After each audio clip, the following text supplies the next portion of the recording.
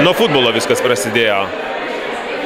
99 metais Manchester United žaidė su Tottenham Hotspurs vieną sekmadienį ir tą sekmadienį Graham Guzin, labai įdomus britų menininkas, buvo Vilniuje. Mes sėdėjom, kalbėjome ir man jau tuo metu pasirodė, kad rungtynės jau sužaistos.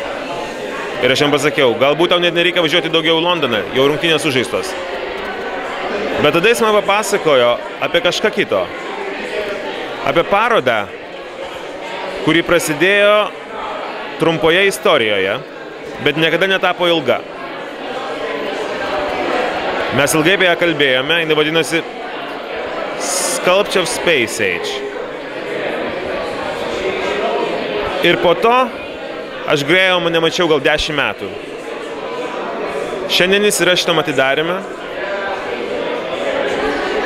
Ir ar ne dėl to šita paroda tokia įdomi? Manau, kad kaip tik dėl to. Bus ir daugiau. Tai, ko iš tikrųjų niekada nebuvo toje istorijoje, bet tai, kas sukūrė savo istoriją.